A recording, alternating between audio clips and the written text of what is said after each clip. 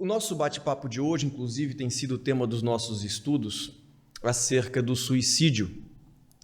E eu gostaria de iniciar a nossa reflexão com um relato do espírito Humberto de Campos, através da mediunidade do Chico Xavier, onde ele faz uma entrevista com uma suicida de 32 anos. Esta jovem mulher era casada e tinha um filho pequeno e desconfiava que o marido estava se engraçando com outra mulher. Possuída pela cólera do ciúme, num ato impulsivo dentro de casa, ela tira a própria vida. E o relato é bastante comovedor, porque ela fala justamente do desespero e da loucura que aconteceu nos momentos posteriores. Ela lembra com exatidão o corpo estendido no chão, o grito, o choro do marido, do filho. Sente o corpo e se vê vinculada ao corpo sendo transportado pelo rabecão, sabendo que há minutos antes, instantes antes, ela estava no conforto do seu lar com a sua família. E não havia nada que ela pudesse fazer para sair daquela circunstância. Ela relata a dor física e moral ao chegar no Instituto Médico Legal para autópsia. Ela fala que, do ponto de vista físico, ela se lembra do sítio do pai dela, quando os animais eram abatidos e era feita uma lavagem com água fria nos órgãos. Ela sente a dor de todo aquele processo, porque nos ensina a doutrina espírita que quando abreviamos a nossa vida ou quando existe uma morte violenta, o corpo ainda emana muita energia, muitos fluidos para o espírito. Então é natural que o espírito sinta todas as sensações que o corpo físico esteja sentindo. E isso não é apenas um aspecto identificado nos suicidas. Ela relata a dor moral por ser mulher, se ver nua diante dos dois médicos legistas. Ela então se vê acompanhando o velório, não conseguia pensar na ideia de Deus, tamanha a surpresa que ela foi surpreendida, que ela foi acometida. Ela então, num processo ainda mais triste, se vê vinculada ao corpo quando o processo de funeral é finalizado. Passa longo período acompanhando o processo de decomposição do corpo. Depois de finalizado, esgotado o processo de transferência dessas energias que o corpo emanava através desses laços que ainda vinculavam ao espírito, ela se vê livre daquilo que ela chamava de quarto lodoso, que era justamente a cova que ela se encontrava. Se viu então sentada em cima da sua sepultura, quando uma falange de espíritos malfazejos chegaram para aprisioná-la, acusando-a de suicida. Sem a possibilidade de identificar qualquer socorro em função da sua incapacidade de imaginar Deus, ela foi então aprisionada por esses espíritos e passou praticamente um período de 6 anos nessas circunstâncias, até que numa determinada circunstância ela conseguiu pensar em Deus. E sempre que há essa conexão com Deus, não importa o tamanho ou a gravidade do nosso erro, nós sempre teremos a misericórdia divina a nos amparar. Então, bons amigos espirituais a recolheram daquele lugar e a levaram, para uma colônia onde ela pôde continuar um processo de reabilitação e reajuste. Após 14 anos da decisão de tirar a própria vida, ela recebe a autorização para visitar a família, o marido e o filho. E para sua grande surpresa e também transtorno psicológico, ao chegar em casa, ela encontra o marido casado justamente com aquela mulher que ela tinha ciúmes. Num primeiro momento foi tomada de revolta, mas os mentores que a acompanhavam lhe mostraram que aquela mulher era uma mulher de boa índole, de bom caráter, e que tinha assumido o papel de mãe daquela criança que ela, por livre-arbítrio, decidiu deixar órfã. Então ela passou a mudar o olhar em relação àquela que seria a sua rival, olhando com amor, porque agora era a criatura que cuidava do seu filho amado. Então, esse relato nos faz refletir sobre quantas circunstâncias impensadas, quantas decisões tomadas por impulso que resultam num processo tão doloroso.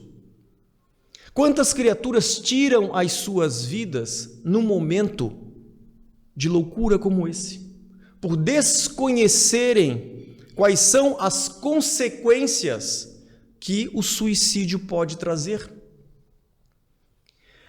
As consequências do suicídio dependem de vários fatores perante a justiça divina. Deus julga sempre a intenção. Então, aquela criatura, por exemplo, que tira a vida porque é completamente louca do ponto de vista clínico, ela tem uma circunstância de efeitos pós-desenlace do corpo físico que são completamente diferentes daquela criatura, por exemplo, que ao se deparar com a falência da sua empresa, com a dificuldade financeira, por uma questão de orgulho, por uma questão de vaidade perante a opinião dos outros, planeja calculadamente tirar a sua vida. Os reflexos são mais severos.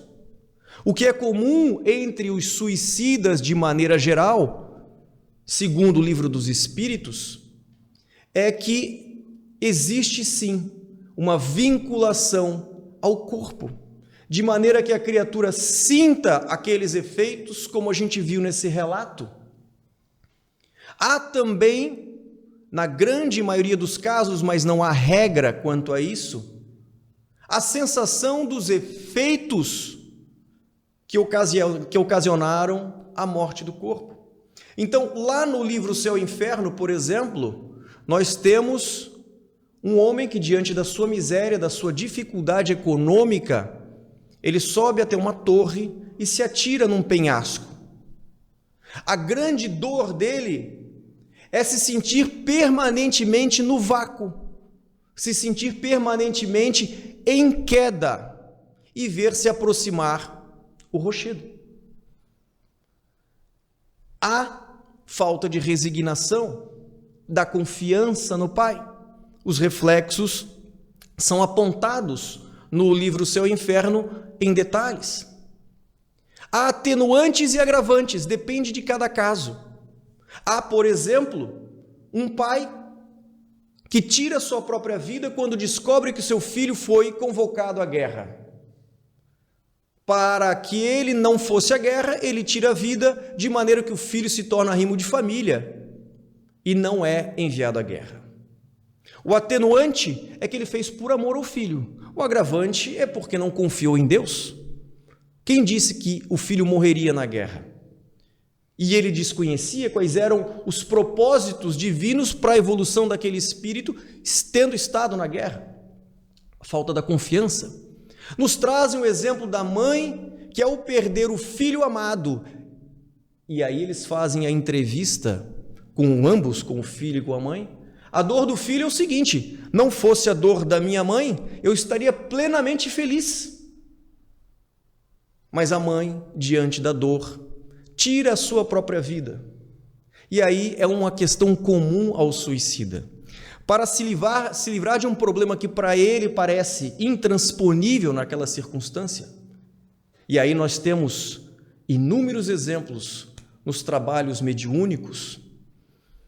O espírito que tira a sua própria vida, ele acaba encontrando um tormento infinitamente superior àquele que deu causa à ação de tirar a sua própria vida.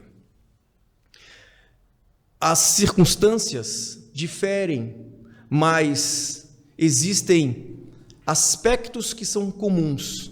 E a gente sabe que uma das circunstâncias mais difíceis, por exemplo, no trabalho mediúnico, é perceber e lidar com essa dor dessas criaturas.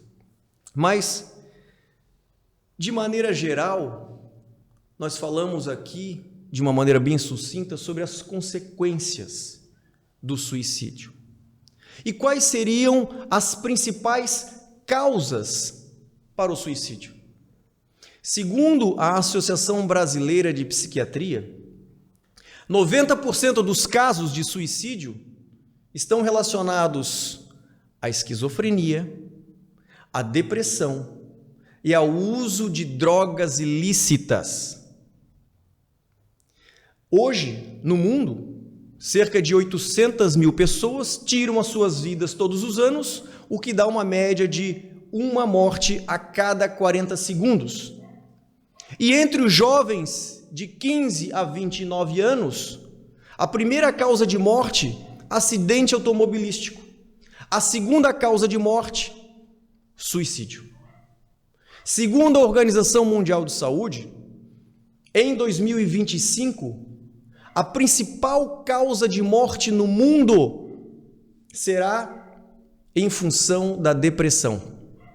Porque em função da depressão, a criatura pode desenvolver uma série de doenças cardiovasculares, pulmonares, respiratórias. Então, nós temos circunstâncias físicas que podem levar uma criatura a uma depressão.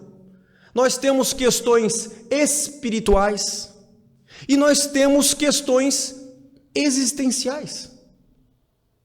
As criaturas, de maneira geral, não conhecem o sentido da vida, não sabem por que estão aqui, não sabem o que as espera após a morte, não sabem qual é a origem dos males que lhe visitam, que lhe batem à porta. Diante dessa falta de sentido da vida, de filosofia, de entendimento sobre qual o propósito da sua existência, a criatura facilmente se frustra com essas circunstâncias do dia a dia. A criatura humana não sabe viver o hoje. A grande, esmagadora maioria das criaturas vive em função do ontem ou do futuro. O remorso, os rancores, as mágoas que trazem do passado e que continuam alimentando essas sensações, esses sentimentos negativos, ou a expectativa de que amanhã, ou no ano que vem, ou no mês que vem, eu vou conseguir tal coisa, eu vou adquirir tal coisa, eu vou conseguir a minha casa, eu vou redecorar a minha casa, eu vou comprar aquele apartamento na praia, eu vou comprar aquela motocicleta, eu vou comprar aquela lancha. E as criaturas passam, em função hoje das mídias sociais, a espelhar um modelo de vida ideal que é completamente mentiroso. Começam a olhar lá Facebook, Instagram, enfim, essa quantidade gigantesca de mídias sociais, um modelo de vida em que a criatura está lá, bela, formosa, com o marido ideal, com a esposa ideal, numa casa linda, num carrão, ou bate a foto na lancha. É uma necessidade tão grande de ter a aprovação do outro, de dizer assim, eu estou bem, eu venci na vida, eu estou bem, eu sou uma pessoa que venci. A preocupação excessiva com a imagem, com o ter e não com o ser. A incapacidade das criaturas de não serem bitoladas, a preguiça mental de estudar uma disciplina, uma língua, uma filosofia. A doutrina espírita, eu pelo menos comecei a estudar quando tinha meus 23 anos e estou entusiasmadíssimo com o estoicismo. Quanta coisa para se aprender desses filósofos que começaram esses pensamentos muito antes de Cristo. Quanta coisa importante para ser aprendida, que agregam valor na nossa existência, que mudam a nossa percepção sobre o ponto de vista da existência. Mas as criaturas, de certa forma, estão lá, assistindo um Big Brother, vendo aquela, me desculpe a palavra, idiotice. É natural que as pessoas se tornem idiotas. É uma ignorância completa, é uma perda de tempo absurda, e o maior bem que nós temos é o nosso próprio tempo. Tudo que você tem de material, você pode perder, você pode comprar, você pode aumentar. A única coisa que você não compra de volta é o teu tempo nessa existência. E de que maneira a gente aproveita o nosso tempo? Então, essa falta de um sentido, essa falta de uma razão pela qual você vive, não permite que as criaturas, diante das vicissitudes, diante dos problemas e diante dos sofrimentos, tenham força psicológica para reagir. As pessoas sucumbem. A depressão é uma questão muito difícil. Os cientistas comprovam que, diante da ausência da serotonina, da dopamina, noradrenalina, são substâncias que, na sua ausência, a criatura realmente fica prostrada. E nós temos aqui no livro que inclusive meu nobre amigo Cabral me deu de presente, Tormentos da Obsessão, nós temos a seguinte frase: a depressão, seja como for considerada, é sempre um distúrbio muito angustiante pelos danos que proporciona ao paciente, dores físicas, taquicardias, problemas gástricos, inapetência, cefalgia, sentimento de inutilidade, vazio existencial, desespero, isolamento, ausência total de esperança, pensamentos negativos, ansiedade, tendência ao suicídio. O enfermo tem a sensação de que todas as suas energias se encontram em desfalecimento e as forças morais se diluem ante a sua injunção dolorosa. Então imaginem que do ponto de vista físico, a criatura esteja realmente com essa carência. Mas se a criatura não conhece a razão da sua existência, diante de um quadro clínico como esse aí, quantos depoimentos nós já escutamos aqui que era um vazio gigantesco, insuportável. Aquilo que os espíritos lá no Evangelho chamam de covardia moral, que é você fugir daquelas circunstâncias. Então, nós temos um agravante ainda aos quadros de depressão. No livro dos médiuns, é feita a seguinte pergunta sobre a última fase da obsessão: obsessão simples, fascinação, subjugação. A subjugação corpórea, em seu desenvolvimento, poderia levar à loucura? Sim, Há uma espécie de loucura cuja causa é desconhecida do mundo, mas que não tem relação com a loucura ordinária. Entre os que são tratados como loucos, há muitos que são apenas subjugados. Necessitariam de um tratamento moral, enquanto os loucos verdadeiros com os tratamentos corporais. Quando os médicos conhecerem bem o espiritismo, saberão fazer distinção e curarão o maior número de doentes que fazem com as duchas. E lá no Evangelho, o Kardec trata justamente da loucura e do suicídio. Quais seriam os antídotos para o combate à loucura e o suicídio? Então, a criatura naturalmente, não tendo uma razão de viver, não tendo ânimo, não tendo forças, é natural que o seu campo vibratório seja extremamente, facilmente penetrado, ou por inimigos do passado, ou por irmãos que hoje vivem circunstâncias infelizes e têm inveja da felicidade alheia e querem gratuitamente que a criatura se afunde, ou circunstâncias vinculadas ao passado que desconhecemos. A questão é que estes espíritos nos influenciam constantemente. Então, este assunto, este tema, a depressão, os motivos que levam a criatura aos quadros mais terríveis da depressão e que levam ao suicídio, daria com certeza aqui, teria que haver um seminário, tão extenso é o assunto e tão pouco conhecemos sobre o assunto. O que conhecemos sobre o assunto, do ponto de vista clínico e até mesmo espiritual, ainda é muito raso.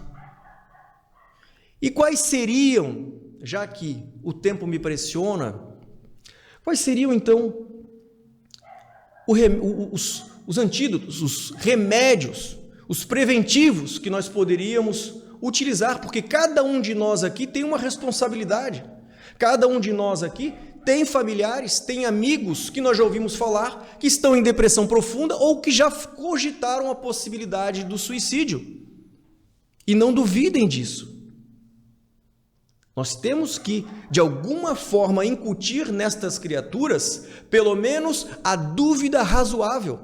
Porque nós temos como prova não só aquilo que estudamos, mas nós temos o relato dos espíritos que vêm aqui e nós acompanhamos o sofrimento dessas criaturas. São nossas provas vivas que nos imunizam pelo exemplo da possibilidade de, diante de um quadro terrível como esse, de depressão, tirarmos a própria vida.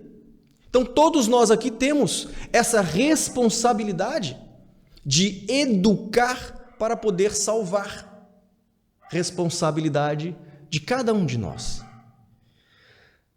Nós temos uma série, existe um livro, que eu não recordo o nome, nem o autor, mas ele é citado pelo Divaldo, é de um psiquiatra que passa por uma depressão muito profunda, e ele relata neste livro 200 maneiras ou 200 terapias para a depressão. Ele ficou 3 anos em depressão. Então, nós sabemos que ocupar a mente, laborterapia, qualquer coisa dentro de casa já ajuda você a sair daquele pensamento. Consertar uma parede, plantar uma plantinha, fazer um artesanato, mexer com ferramentas, é fundamental. Quantas criaturas chegam na andropausa ou chegam na menopausa? Quantos têm como planejamento de vida, quando eu me aposentar, eu quero ficar de boa, jogar dominó, lá pescar? Não sabem eles que estão acelerando as probabilidades de entrar num quadro depressivo, porque nós precisamos de trabalho. A nossa natureza é a do trabalho e não a do descanso. Tudo em equilíbrio. Então, o trabalho é fundamental para a mente. Mente desocupada, oficina do diabo. Que frase! Mas a gente sabe que não existe o diabo, mas não tem uma frase tão sábia quanto esta.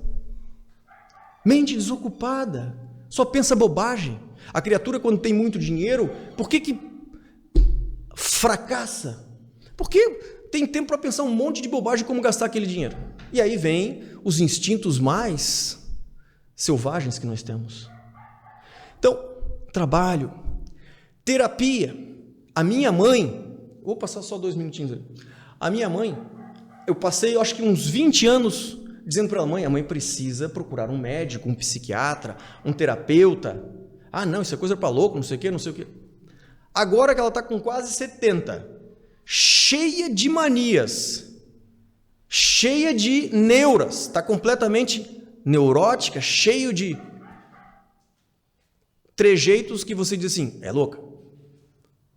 Agora, passada a pandemia, ela disse, não, eu vou sim, agora eu vou visitar um psiquiatra. É porque agora eu tenho certeza que estou louca. Era para ter visitado antes. Né? Então, o próprio Divaldo fala isso, que as pessoas às vezes têm um preconceito sobre a ideia de terapia, psiquiatra. Nós precisamos do equilíbrio físico, de remédios, de química para repor aquilo que o corpo não tem. E nós temos as terapias espirituais, o saneamento psíquico do nosso lar, através do evangelho no lar, através de leituras edificantes. Não precisa ser o evangelho, a Bíblia, qualquer religião que tenha lá o seu livro, leitura em família, é o saneamento das energias deletérias que habitam naquele ambiente. Os passes, a água fluidificada, o estudo, acima de tudo, o autoconhecimento.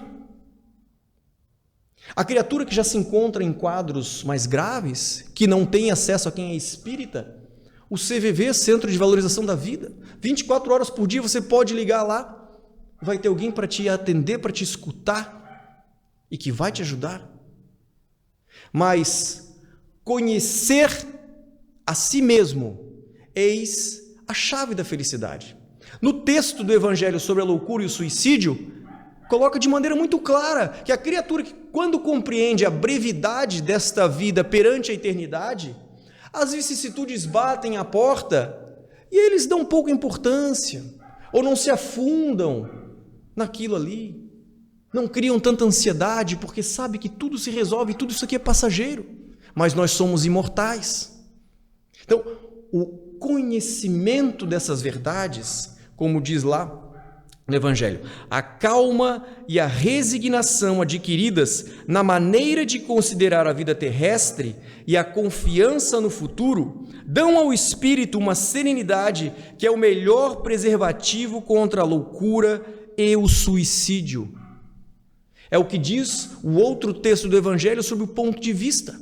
Quando você compreende de onde você veio, para onde você vai, e que isso aqui é só um estágio intermediário, você adquire forças psicológicas, você adquire uma razão, um sentido para a tua vida, porque você começa a compreender que as dores que te visitam são apenas instrumentos da tua elevação, desde que você tenha a interpretação correta sobre a dor que te visita.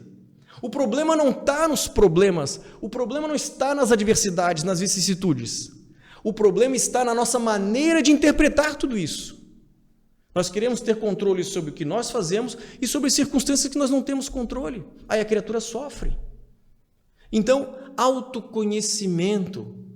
Os sábios já vos diziam, está lá no Livro dos Espíritos, conhece-te a ti mesmo. Esse é o melhor remédio. Né? São infinitas aqui